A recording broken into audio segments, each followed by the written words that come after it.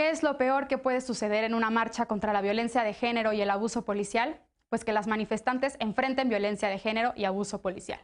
Este sábado, en León, Guanajuato, activistas por los derechos de las mujeres convocaron a una marcha para demandar justicia pronta y expedita para Evelyn, una joven que fue violentada por policías de esta ciudad. Tras la protesta, policías de la localidad agredieron, violentaron y abusaron de las manifestantes, mientras el titular de Seguridad Pública dijo que ninguna ciudad de esta entidad puede convertirse en un manifestódromo. Veamos en contexto.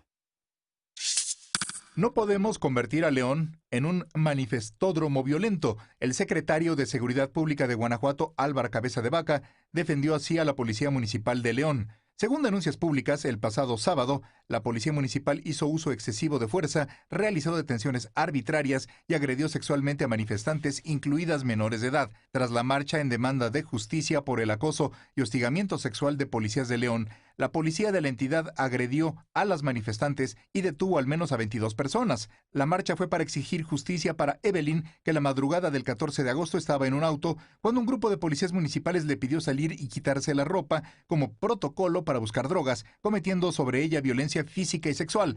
Álvaro Cabeza de Vaca señaló que ciudades como León, Salamanca o Guanajuato no se pueden convertir en un marchódromo violento en aras de una malentendida protección de los derechos humanos y que no se puede permitir que en las protestas haya daños a terceros como comercios o monumentos. Tras las críticas por sus declaraciones, señaló que su responsabilidad era por un Estado de derecho pleno, respetuoso de las garantías individuales. En una carta dirigida al gobernador Diego Sinué Rodríguez, Amnistía Internacional México pidió una investigación diligente y expedita de los hechos y sanción a quienes resulten responsables, así como reparación del daño causado a las víctimas y garantías de no repetición y respeto al derecho a la libertad de expresión, la protesta social y a una vida libre de violencia. La Procuraduría de los Derechos Humanos del Estado informó que abrió un expediente de queja, punto y contrapunto.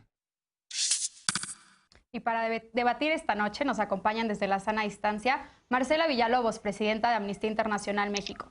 Buenas noches, Marcela, Buenas noches. Bienvenida. Buenas noches, Mariana, gusto saludarlas. Igualmente. También Sara Snap, maestra en políticas públicas, activista y también amiga de este programa. Bienvenida, Sara, buenas noches. Buenas noches. Aunque no es martes ni jueves, nos acompaña en esta ocasión Estefanía Veloz, abogada y feminista. ¿Cómo estás, Estefanía? Buenas noches, Mariana, ¿cómo estás? Y como cada lunes y miércoles, Eder Guevara, antropólogo y fundador de Morena. Buenas noches, bienvenido, Eder. Buenas noches a todas, gusto saludarlas. Pues bienvenidas, bienvenido, Eder. Marcela, me gustaría iniciar contigo este primer tema. Desde Amnistía Internacional México le han dado mucho seguimiento a este caso en Guanajuato. ¿Qué opinión te merece la respuesta de las autoridades estatales en Guanajuato? No podemos esperar que León se convierta en un manifestódromo violento como él lo anunció. ¿Tú cómo lo ves? Sí, bueno, lamentablemente es una respuesta muy desafortunada del secretario de Seguridad Pública Estatal. Es una criminalización constante de la protesta y aparte minimiza las violaciones a derechos humanos que se vivieron durante la protesta. Hubo, como lo hemos manifestado desde Amnistía Internacional y como ya lo decía en la nota, detenciones arbitrarias, hubo abuso sexual, hubo abuso físico, hubo horas de incomunicación de las detenidas con sus familiares, y esto para el secretario de Seguridad Pública Estatal pareciera como algo violento y no considera la manifestación o la protesta social como un derecho humano. Y no es la única vez o la primera vez que pasa. Justamente hace poco más de un mes, el 10 de julio, familiares de víctimas de desaparición se manifestaron también en la capital del estado y también fueron reprimidas justamente por la policía estatal. Y entonces, si en esta rectificación del secretario Álvaro Cabeza de Vaca realmente quiere comprometerse con los derechos humanos y con las víctimas, pues entonces que empiece por retirar los cargos contra 3 manifestantes que todavía tienen abierta una carpeta de investigación que él inició en su contra por lesiones contra policías cuando ellas lo único que tenían era la manta de sus familiares en las manos. Quiero hacer también recalcar algo importante, que es que el alcalde, justamente Héctor López Santillana, hoy se reunió con las afectadas de la protesta y pidió una disculpa pública por los hechos ocurridos y dijo se comprometió a que llegará hasta las últimas consecuencias, y bueno, esperamos o estaremos atentas a que eso así sea y a que eso suceda realmente, y esperamos también a que el gobernador del estado lo pueda llevar a cabo de la misma manera. Claro, Estefanía, ¿tú coincides con Marcela? Estamos viendo una criminalización de la protesta en Guanajuato. Claro, criminalización, uso excesivo de la fuerza, abuso de autoridad, violencia, violación, acoso y abuso sexual. Es una serie de cosas muy interesantes. Yo hablé con las compañeras ese día y justo entre los colectivos y colectivas que estaban sacando algún tipo de escritos, la urgencia siempre es intentar recuperar información sobre las personas que detienen de manera arbitraria y que están precisamente incomunicadas, que no se encuentren su paradero y que además se les viola el debido proceso en ese momento de detención porque están incomunicadas por completo. En un estado en el que hay desaparición forzada al por mayor, lo que quiere decir que te dan 3 veces más miedo que no puedas encontrar a una compañera que se llevó quién sabe qué patrulla, a quién sabe qué hora, responsable y quién sabe quién, porque tampoco es que haya información, hay un cerco informativo muy constante, incluso entre los medios de comunicación, porque muchas de las personas detenidas eran periodistas, y las respuestas oficiales de parte de los responsables. Hay algo muy, muy importante que hay que mencionar. La estrategia contra el movimiento feminista hoy radica en utilizar la violencia sexual política.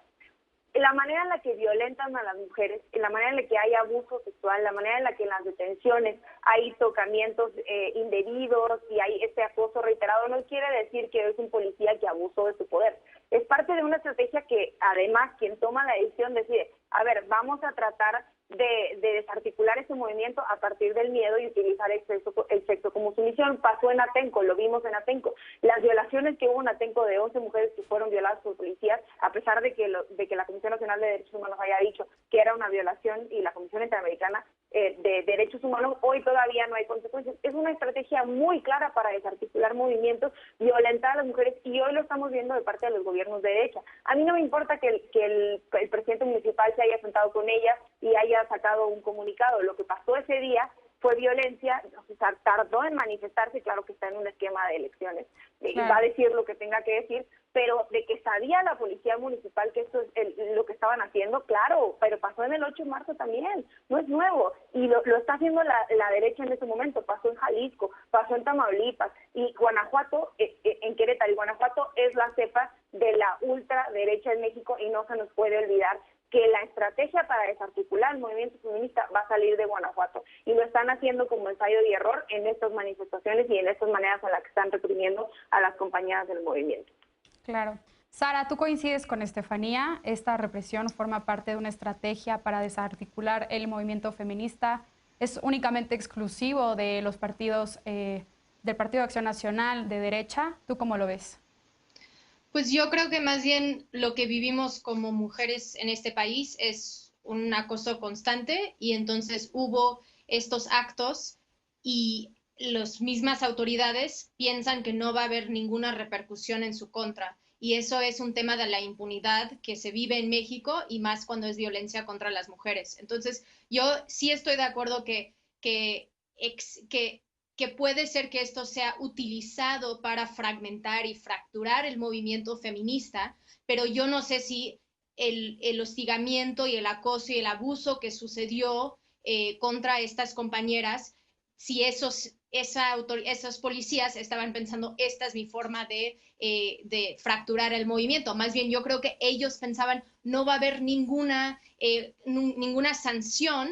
Y lo que vemos desde el secretario de Seguridad Pública es que él no lo está viendo como algo negativo. Más bien, él se preocupaba más por temas de los monumentos históricos que no fueron dañados en ningún momento durante estas manifestaciones, o las menores de edad que estuvieron en la marcha y si deberían estar en las calles o no, cuando sabemos que en realidad esto es un movimiento, como dice Estefanía, esto es un movimiento de mujeres jóvenes que nosotros no queremos tener miedo de salir a las calles, de protestar, de manifestar, de exigir nuestros derechos y asegurar que esto no va a seguir sucediendo, que cuando nos detienen, que la tortura sexual no va a ser la herramienta que utilizan para entonces instalar en las mujeres detenidas un miedo para sancionar las acciones que suceden. Entonces, lo que yo también veo es que sí es otra señal de que no hay una gobernanza a nivel estatal en ese estado. Lo hemos visto con las cifras de violencia generalizado y lo veo de nuevo en estas acciones contra las ciudadanas. Claro, violencia generalizada, Eder, ya comentan las compañeras precisamente esta estrategia, si es o no para desarticular al movimiento feminista. Estas violaciones a los derechos humanos para las manifestantes en Guanajuato, además del abuso policial en contra de ellas, ¿serán sancionadas? Eder, ¿tú cómo lo ves? Pues tendrían que ser, pero yo también creo que sería más por una valoración político-electoral que porque tengan la convicción, tanto las autoridades municipales como estatales, de erradicar este tipo de prácticas en contra del movimiento feminista. Yo veo que hay una cruzada en todo el mundo occidental en contra del movimiento feminista y es una cruzada orquestada desde los grupos más conservadores de las iglesias católica y evangélica para desarticular a un movimiento que es global y que está avanzando muchísimo por el pleno reconocimiento de los derechos humanos. Y aquí en México se refleja con el crecimiento de la violencia física y verbal de parte de estos grupos ultraconservadores en contra de las activistas. No solamente es la represión de las policías en Guanajuato o en el país, sino también campañas atroces de difamación y de ataques que han sufrido de manera permanente nuestra compañera Estefanía Velos, que efectivamente